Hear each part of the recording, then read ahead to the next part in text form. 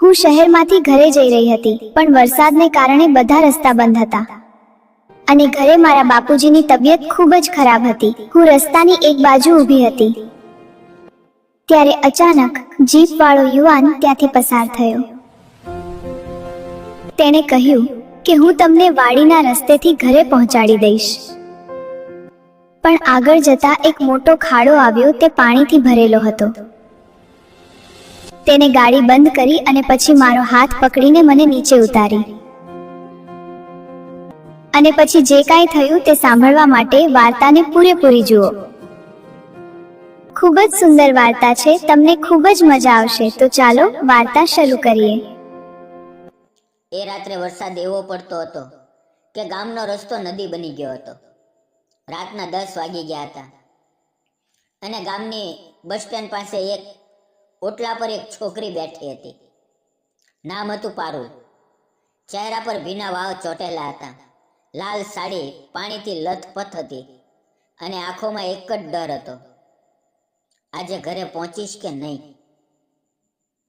શહેરથી ગામ આવવાની બસ ખરાબ થઈ ગઈ હતી.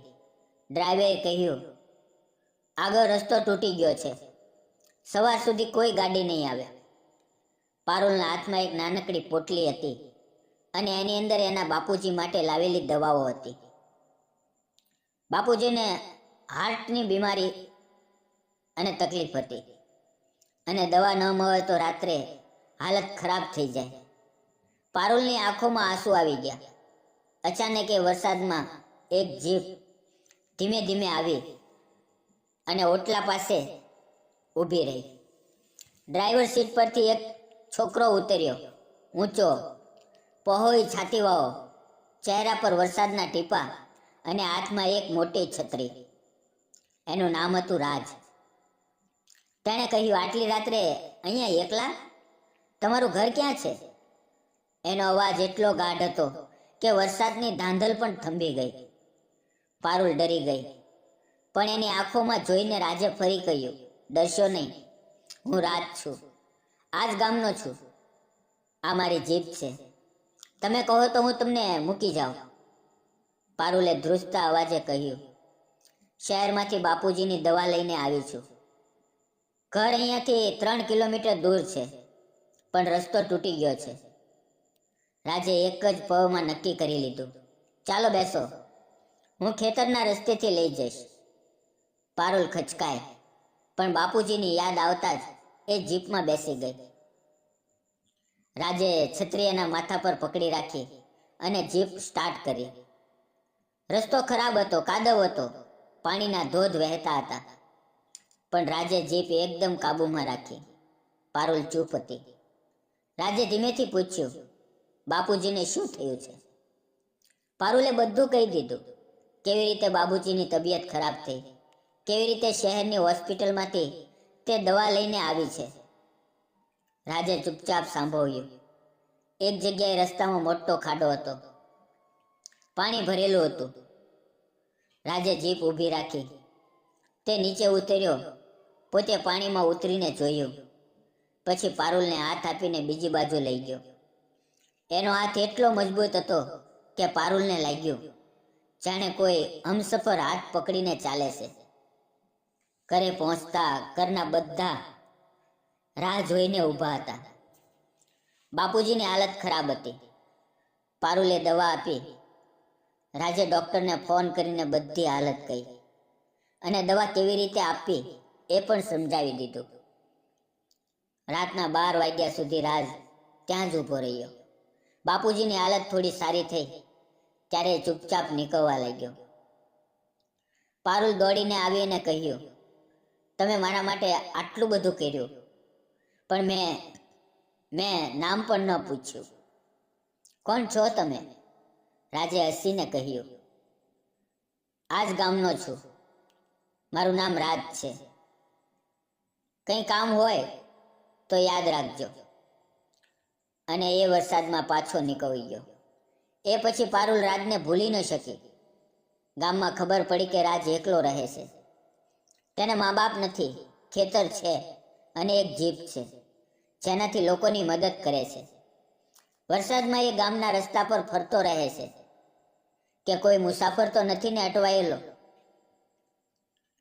1 વર્ષ પછી ફરી વરસાદ પડ્યો. પારુલ હવે ગામમાં જ શિક્ષિકા બની ગઈ હતી. રાતે તે એ જ ઓટલા પાસે એક નાનકડી છોકરી રડતી ઊભી હતી. પારુલે પૂછ્યું તો ખબર પડી કે એના બાપુજીને શ્વાસની તકલીફ છે અને દવા લેવા આવી છે, પણ બસ ન મળી. પારુલની આંખોમાં આંસુ આવી ગયા. એણે તરત જ રાજને ફોન કર્યો. રાજ આવ્યો. એ જ જીપ, એ જ છત્રી. પછી બંને તે છોકરીને ઘરે મૂકવા ગયા. પાછા ફરતા પારુલે કહ્યું, રાજ, એ રાતે તે મને બચાવી હતી. આજે હું તને કંઈક કહેવા માંગુ છું. રાજે જીપ ઊભી રાખી. વરસાદ હજી પડી રહ્યો હતો. પારુલે ધ્રુજતા હાથે રાજનો હાથ પકડ્યો અને કહ્યું, હું તારી સાથે રહેવા માંગુ છું, આખી જિંદગી. રાજની આંખોમાં આંસુ આવી ગયા. એણે પારુલને ગળે લગાવી લીધી અને કહ્યું, એ રાતથી જ હું તારી રાહ જોતો હતો પારુલ. બસ તારું મોં ખુલ્યાની રાહ હતી. આજે એ જ ગામમાં રાજ અને પારુલનું ઘર છે.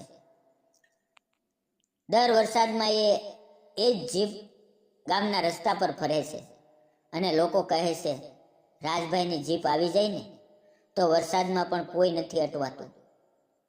અને પારુલ દર વરસાદે એ જ ઓટલા પર જઈને ઊભી રહે છે, એ જ છત્રી હાથમાં લઈને, અને મનમાં કહે છે, આભાર વરસાદ, તે મને મારો રાજ આપ્યો.